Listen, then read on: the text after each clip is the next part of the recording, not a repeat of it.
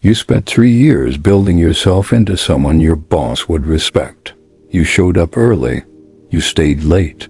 You made yourself indispensable. You let everyone know exactly what you were capable of, exactly what you believed, exactly how you'd respond in any situation. You thought transparency was integrity. You thought consistency was strength. And then you watched someone with half your skill and a quarter of your experience get promoted over you. Not because they were better, because no one could figure them out. Because every time your boss looked at them, he saw potential he couldn't measure. And every time he looked at you, he saw a ceiling he'd already calculated. That promotion didn't go to the most competent person in the room. It went to the most opaque. And if you don't understand why that happened, you're going to keep losing to people who do. Robert Greene calls this the law of opacity. And it's not about being mysterious for the sake of mystery. It's about understanding a truth so fundamental to power that most people spend their entire lives violating it without ever realizing what it's costing them. Predictability is the death of power, not weakness, not incompetence. Predictability. The moment someone can model your behavior, anticipate your reactions, map the boundaries of what you'll do and won't do, you become a variable they can control. You become a tool in their calculations rather than a force they must account for. And here's what makes this so devastating. Everything you were taught about building trust, establishing credibility, being authentic, all of it pushes you toward greater and greater predictability. Society rewards you for being readable. Relationships reward you for being consistent. Institutions reward you for being manageable. And so you optimize yourself for legibility. You make yourself easy to understand because you believe that's how you become valuable. But value and power are not the same thing. Value makes you useful. Power makes you free. And freedom requires that no one can fully calculate what you'll do next. This is the dark truth hiding underneath every self-help book that tells you to be your authentic self. Authenticity, as it's commonly understood, is a form of voluntary disarmament. You're handing everyone around you a map to your psyche and wondering why they keep outmaneuvering you. For the next 20 minutes, I'm going to dismantle everything you think you know about transparency, consistency, and self-presentation. We're going to explore why the most powerful people in history cultivated opacity as a deliberate strategy. Why predictability triggers a specific neurological response in others that makes them feel safe enough to stop paying attention to you. Why the quantum nature of identity means you're not actually violating any authentic self when you become harder to read. And most importantly, how to implement this without becoming a manipulative ghost that no one trusts. Because here's what Greene understood that most people miss. Opacity isn't about deception. It's about preserving optionality. It's about maintaining the space to become something other than what you've been. And that space, that gap between who people think you are and who you might become, is where all real power lives. Let's start with the mechanism. Why does predictability destroy power at a neurological level? When you encounter another human being, your brain does something remarkable and terrifying. It immediately begins building a model. Within milliseconds of meeting someone, your prefrontal cortex starts assembling predictions about their behavior. What are they likely to want? How will they respond to challenge? What motivates them? What frightens them? Where are their boundaries? This isn't conscious. You don't decide to model people. Your brain does it automatically because predicting behavior is survival. For millions of years, the humans who could accurately predict what others would do were the ones who lived long enough to reproduce. Prediction is safety. Uncertainty is threat. And this is where the mechanism reveals itself. When your model of someone becomes stable, when you can predict their behavior with high accuracy, something shifts in how you relate to them. They move from the category of potential threat to the category of managed variable. Your nervous system relaxes around them.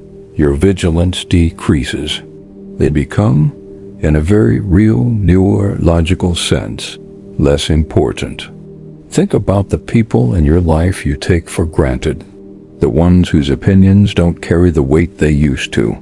The ones you assume will always be there, always behave the same way, always occupy the same role in your mental landscape. Notice how your attention has drifted away from them over time. Not because they became less valuable, but because they became predictable. Your brain optimized them out of conscious consideration because it already knows what they'll do.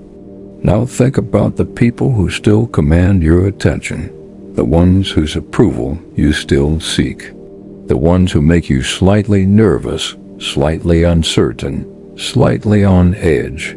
Notice how you can't quite model them completely.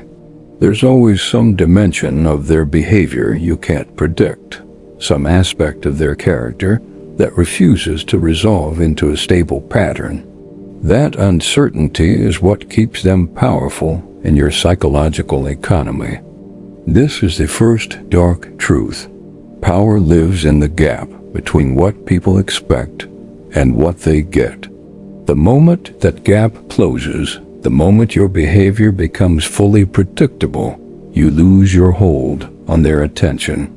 And attention is the foundation of all influence. Robert Greene documented this pattern across centuries of historical power struggles. The leaders who maintained control weren't the most transparent or the most consistent. They were the ones who consistently violated expectations in small but significant ways. They were the ones who cultivated an element of the unknowable. Consider Cardinal Richelieu, the power behind the French throne for nearly 2 decades. His contemporaries described him as impossible to read. He would show extraordinary generosity one day and ruthless coldness the next. He would praise someone publicly while secretly working to undermine them. He would appear weak when he was strong and strong when he was weak. Not randomly, but strategically. Every inconsistency served to keep people off balance, unable to complete their model of him, forced to continue paying attention because they couldn't predict what he'd do. Was he manipulative? Absolutely. Was he deceptive? Constantly. But here's what matters for our purposes. His opacity wasn't the source of his manipulation. His opacity was the source of his options. By remaining unpredictable, he preserved the ability to take any action without it seeming out of character. He could be merciful or cruel, generous or withholding, loyal or treacherous, and none of it would violate anyone's expectations, because no one had stable expectations to violate. This is the deeper principle. Predictability doesn't just make you manageable. It constrains your future behavior. When people expect you to act a certain way, deviating from that expectation carries social cost. They feel betrayed. They feel confused. They recalibrate their model of you, often in unfavorable ways. And so you unconsciously limit yourself to behaviors that match their expectations, not because you want to, but because the cost of surprising them feels too high. Opacity breaks this trap. When no one has stable expectations of you, you're free to become anything. The space for transformation remains open. You're not locked into being who you've always been, because no one is entirely sure who you've always been. And this brings us to the quantum dimension.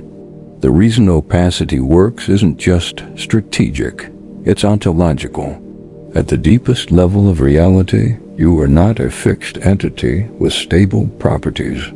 You're a probability distribution collapsing into specific states through observation and interaction. The self that people think they're modeling doesn't actually exist as a fixed thing. It's being created moment by moment through their observation of you.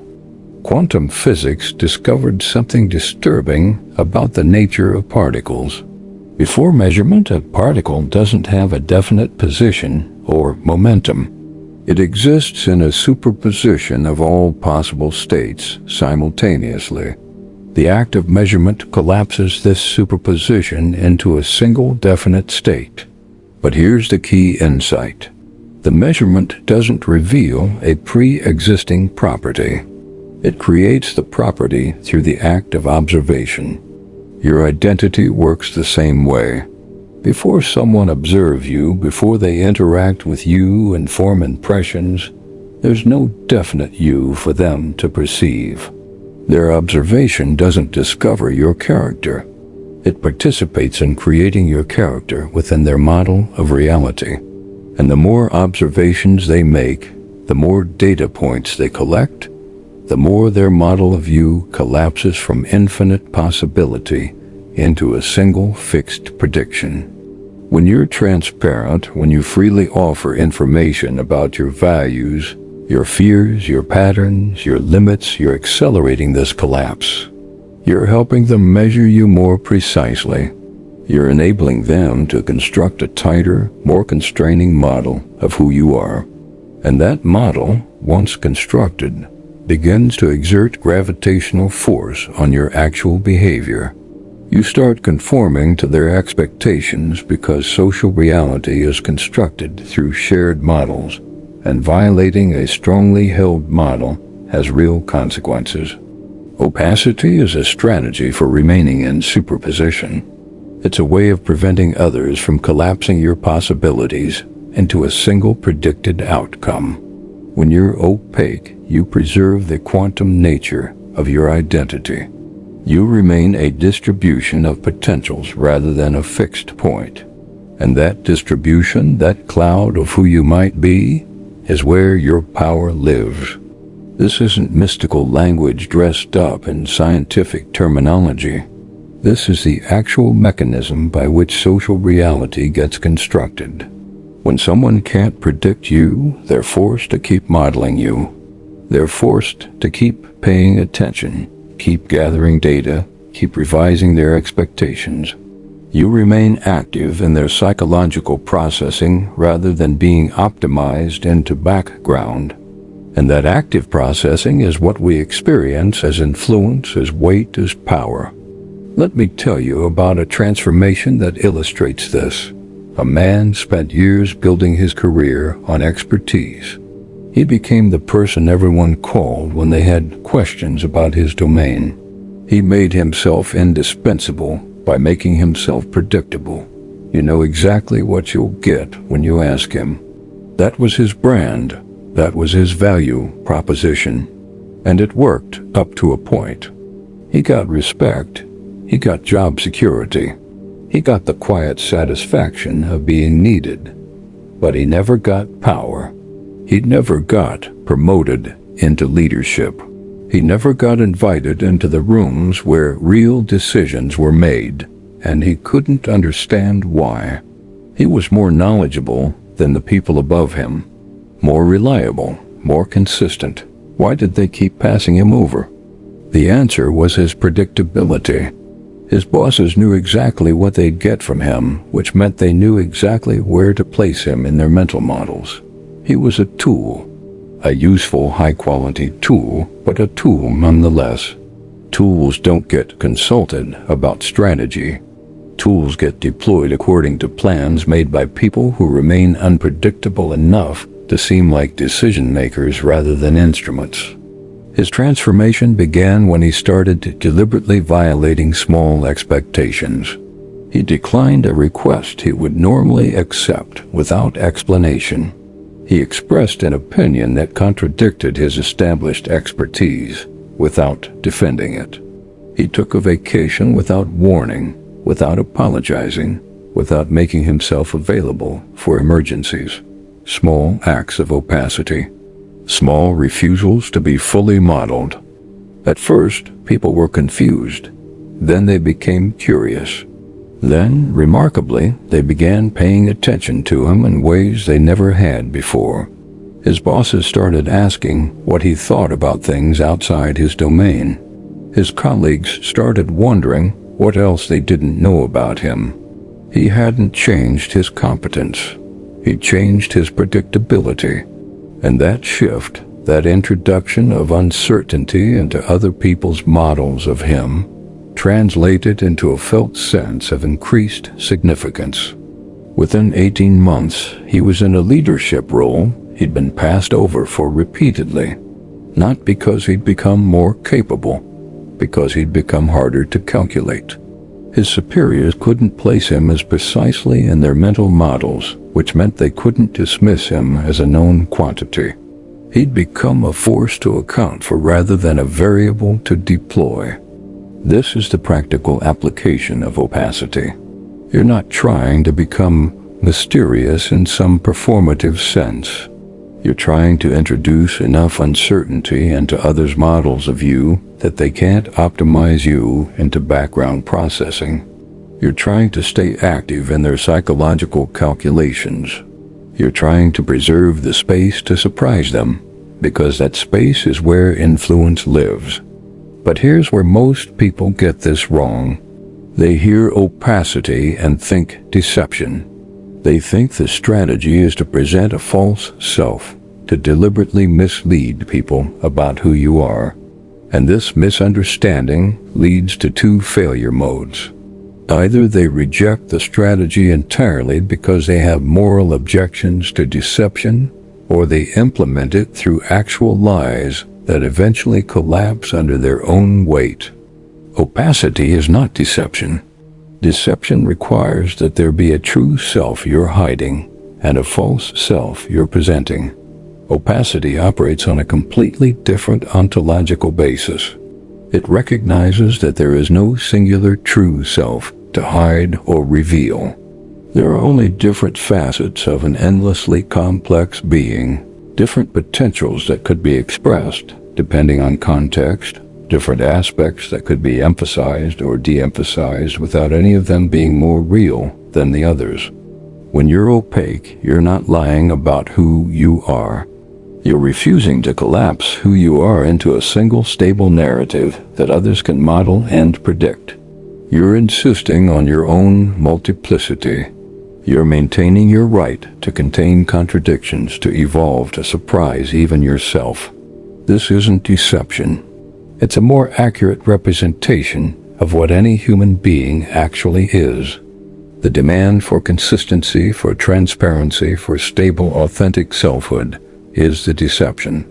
It asks you to pretend you're simpler than you are. It asks you to flatten your complexity into a legible brand. It asks you to perform a fixed identity so that others can manage their anxiety about your potential. And when you comply with this demand, when you make yourself predictable to make others comfortable, you're not being authentic. You're abandoning large portions of who you are to serve other people's need for psychological safety. Greene understood this. His law of opacity isn't about creating a false persona. It's about refusing to create a limiting persona. It's about maintaining access to all your potential states, rather than collapsing into the one that's easiest for others to process. Now, let's talk about the shadow side. Because opacity can be weaponized, and you need to understand how that works, both to protect yourself and to ensure you're not becoming someone who uses power to harm others. There's a specific pattern in abusive relationships, both personal and professional, where the abuser cultivates opacity as a tool of control. They remain unpredictable, not to preserve their own freedom, but to destroy their victim's sense of stability. They use the anxiety that uncertainty creates to keep their targets in a constant state of vigilance, walking on eggshells, never knowing which version of the person they'll encounter. This isn't the strategic opacity Greene describes. This is weaponized chaos designed to destabilize another person's ability to function. The difference lies in intent and impact. Strategic opacity preserves your optionality. Weaponized opacity destroys someone else's stability. Strategic opacity keeps you free. Weaponized opacity keeps others trapped. The distinction isn't subtle. It's fundamental, and it tracks back to the difference between power over and power to. Power over is the ability to control others, to determine their outcomes, to limit their options. Power to is the ability to act freely, to create outcomes for yourself, to expand your own options. These are not the same thing, and they require different strategies. Opacity in the service of power over becomes manipulation and abuse. You're using other people's inability to predict you as a weapon against them, keeping them anxious and manageable, exploiting their need for stability to maintain control. This is the dark psychology that destroys relationships and corrupts the people who practice it. Opacity in the service of power to is liberation. You're preserving your own ability to evolve, to surprise, to become something other than what you've been. You're not using unpredictability against anyone. You're using it to maintain your own freedom of action in a social environment that constantly tries to pin you down and constrain you. This distinction matters because the strategy itself is morally neutral. Like any tool, it can be used for creation or destruction. The question isn't whether opacity is good or bad. The question is whether you're using it to free yourself or to imprison others. And here's the deeper truth. The people most likely to weaponize opacity are the ones who feel internally powerless. They use unpredictability as a compensation for their own lack of substance. They keep others off balance because they have nothing solid to offer from a place of stability. This is why weaponized opacity often appears alongside other indicators of insecurity: the need to diminish others, the inability to celebrate anyone else's success, the constant positioning for advantage at others' expense. Genuine opacity, the kind that Greene describes as a feature of truly powerful people, operates from a place of abundance rather than scarcity. You're not unpredictable because you're trying to manipulate. You're unpredictable because you're genuinely complex, genuinely evolving, genuinely containing multitudes that can't be reduced to a simple model. Your opacity is a reflection of your depth, not a strategy for control. So as you implement these principles, keep checking your motivation. Are you preserving your freedom to become, or are you weaponizing uncertainty against others? Are you maintaining your quantum nature, or are you deliberately destabilizing people who depend on you? The strategy looks similar from the outside. The internal state is completely different, and the long-term consequences diverge radically. Let me go deeper into the practical implementation. How do you actually become more opaque without becoming manipulative or losing the genuine connections that make life meaningful? The first principle is selective revelation. You don't have to share everything about yourself to be authentic. Authenticity doesn't require transparency. You can be completely genuine in every interaction while still being selective about what you reveal, when you reveal it, and to whom. Think of it like a house with many rooms. Every room is genuinely part of your house, but you don't give every visitor a tour of every room. Some rooms are for close friends, some are for family, some are for colleagues, and some are just for you. This isn't deception. This is appropriate boundary management. The mistake is thinking that authenticity requires you to keep all your doors open to everyone at all times.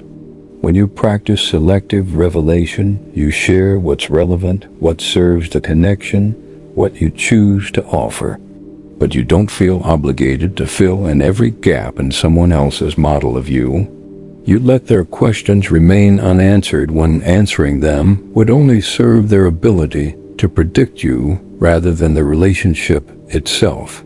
You become comfortable with being partially known, recognizing that partial knowledge is all anyone has of anyone else anyway. The second principle is strategic inconsistency. Not random chaos, but deliberate variation that prevents your behavior from becoming fully predictable. This doesn't mean being unreliable on things that matter.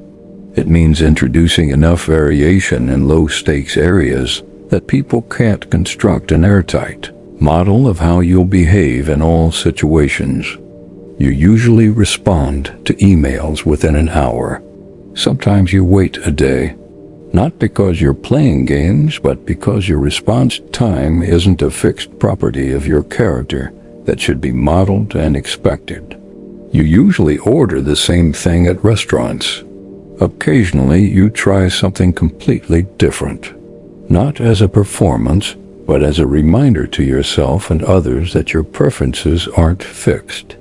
These small variations keep you from being optimized into background processing. They force people to keep paying attention because they can't quite put you on autopilot, and they preserve your own sense of optionality, your felt sense that you're not trapped in patterns of your own making. The third principle is comfort with misunderstanding. When you're opaque, people will sometimes get you wrong. They'll attribute motivations to you that aren't accurate. They'll construct theories about your behavior that miss the mark, and you have to be okay with that. The need to be understood is the enemy of opacity. Every time you correct someone's misperception of you, every time you explain yourself to fill in the gaps in their model, you're making yourself more predictable.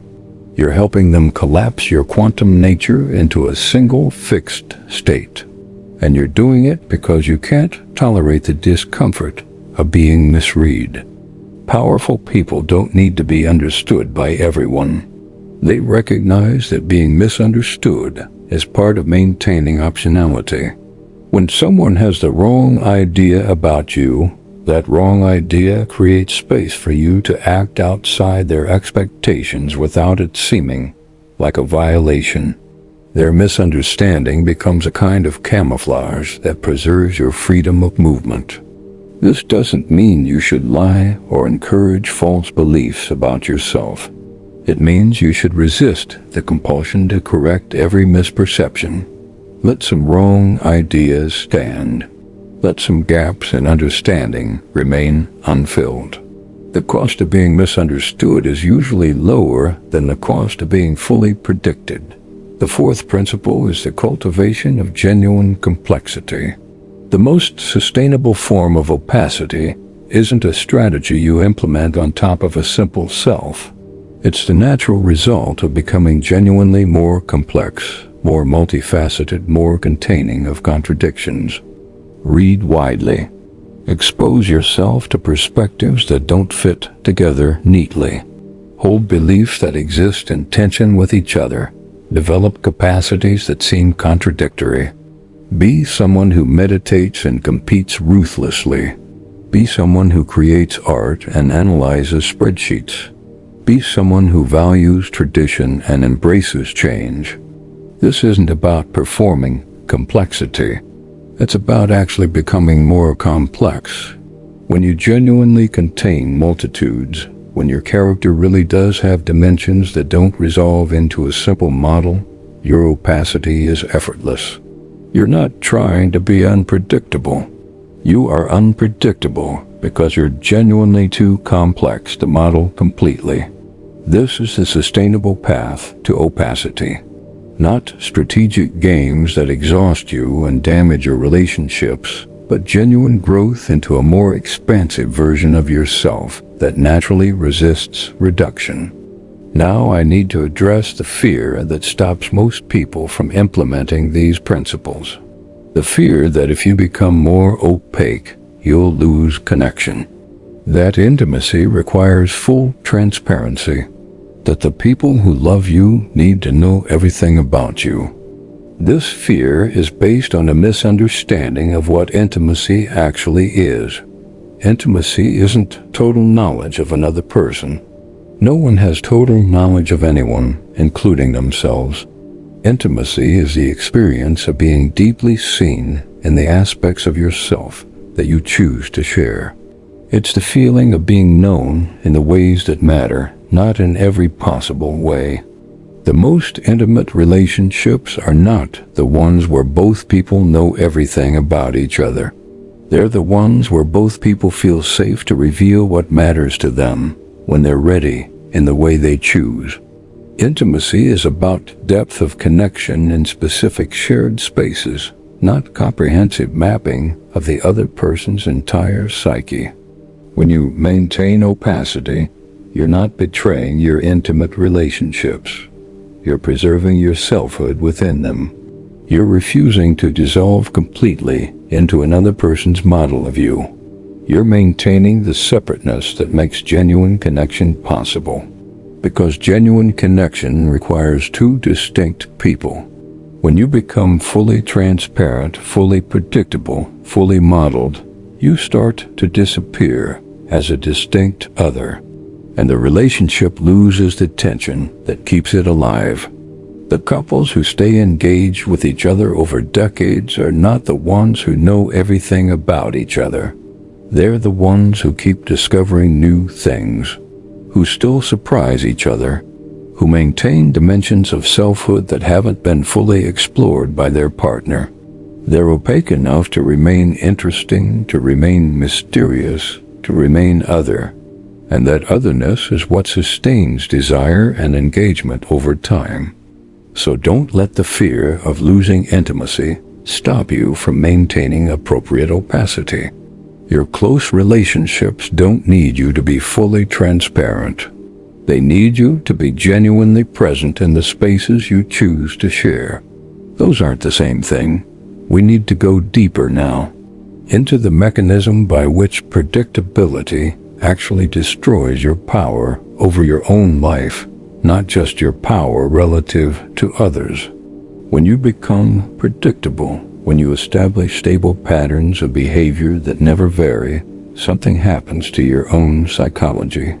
You start to experience yourself as more fixed than you are. Your self-concept narrows to match your behavioral patterns.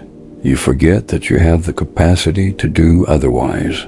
You lose touch with your own freedom. This is the hidden cost of consistency that no one talks about. Consistency doesn't just make you predictable to others. It makes you predictable to yourself. And that self-predictability becomes a kind of prison. You stop imagining alternatives because you can't imagine yourself choosing them. Your past behavior starts to determine your future behavior not through any external constraint, but through your own narrowed sense of who you are. The most trapped people are not the ones facing external limitations. They're the ones who've lost the internal sense that they could do something different. They've optimized themselves for consistency so thoroughly that they can't even imagine deviating from their established patterns.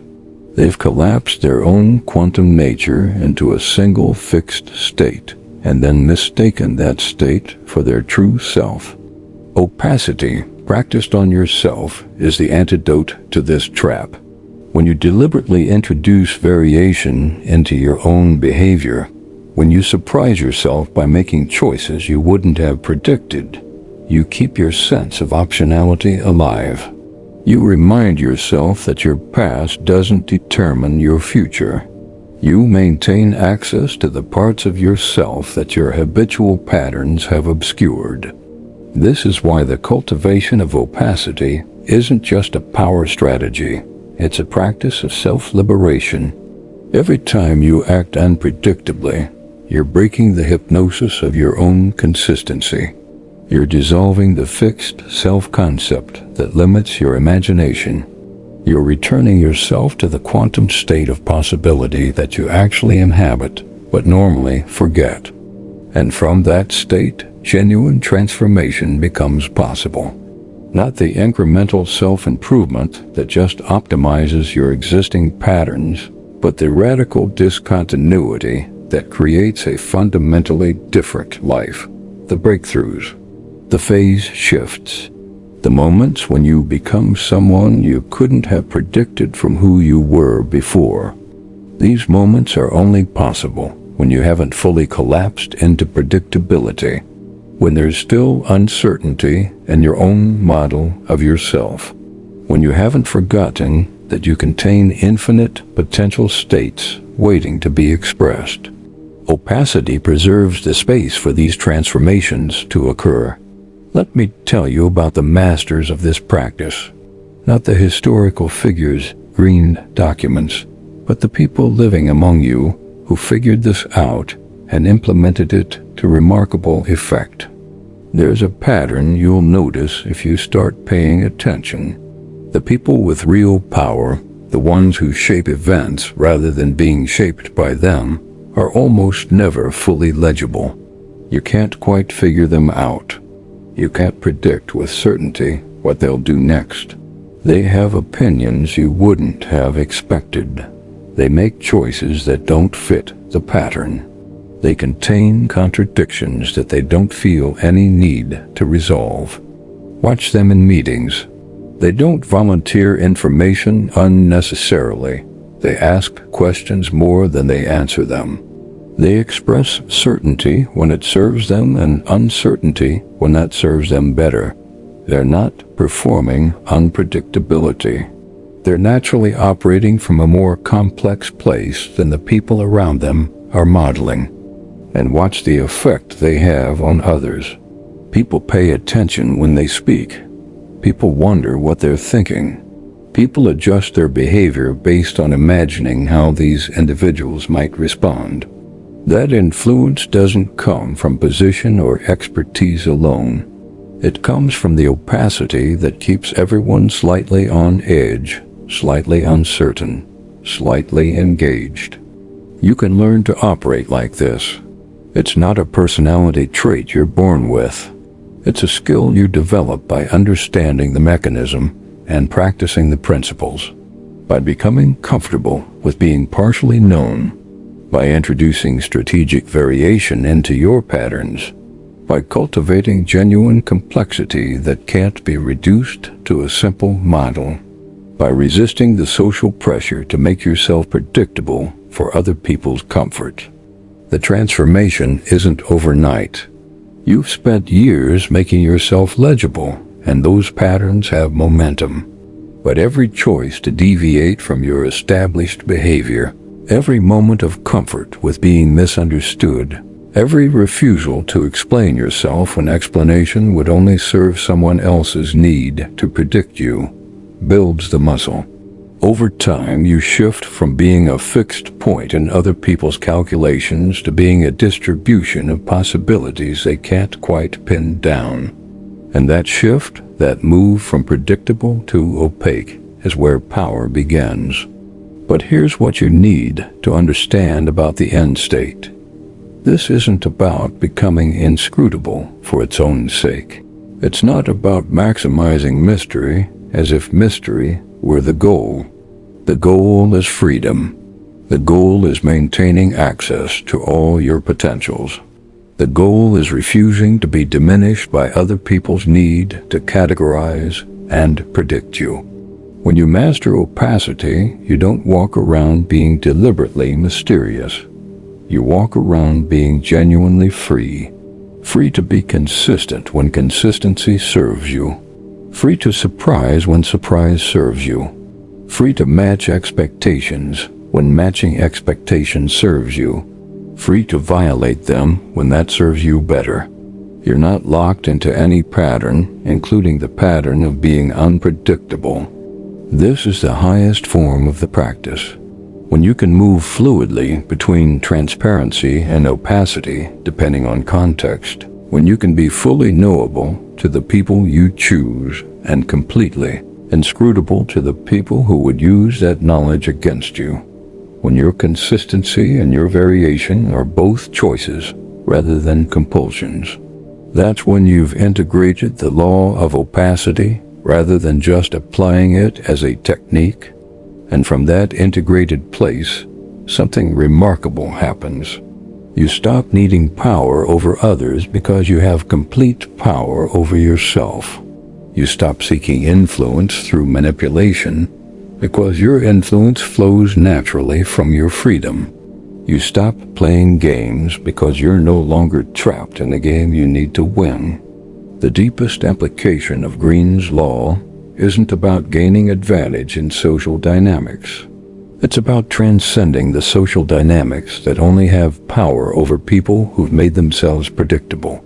When you're genuinely opaque, when no one can fully model you, you stop being a piece on the board. You become something like a player, or something beyond a player, a force that the game itself has to account for. This is what your ancient philosophy traditions were pointing toward when they talked about liberation. Not freedom from desire in some ascetic sense, but freedom from the fixed self that makes you predictable, manipulable, constrained. The sages who couldn't be pinned down, who responded to the same question differently depending on who was asking and why, who seemed inconsistent from the outside but were operating from a deeper coherence that only they could access. They understood the law of opacity. They practiced it as a spiritual discipline. They used it to remain free in a world that constantly tries to collapse freedom into manageable categories. You have access to this same freedom, not because you're special, but because you're human, and human beings are quantum entities that resist reduction. The fixed self that you've been performing is a construction. The predictable patterns that limit you are choices you've been making unconsciously. You can make different choices. You can refuse the collapse. You can remain in superposition. And when you do, when you really do, everything changes. Not because you've manipulated anyone, not because you've gained advantage over enemies, but because you've stopped being the person that everyone, including you, thought you had to be. You've opened back up into possibility. You've remembered what you actually are, and what you actually are can't be modeled, can't be predicted, can't be contained. That's the law of opacity. Not a technique for getting what you want, but a principle for becoming what you're capable of. Use it wisely. Use it ethically. Use it in service of your freedom and the freedom of the people who matter to you. But use it, because the alternative is a slow collapse into predictability, into becoming someone that everyone, including you, can calculate, and to being managed and deployed rather than choosing and creating. You've already started that collapse. You've already made yourself more predictable than you need to be. You've already given away power by giving away information, by establishing patterns, by making yourself legible for other people's convenience. But it's not too late to reverse it. It's never too late. The next choice you make can violate every expectation anyone has of you, including your own expectations of yourself. You can surprise everyone. You can become something no one predicted. You can step back into the superposition of possibilities that is your birthright. The only question is whether you will.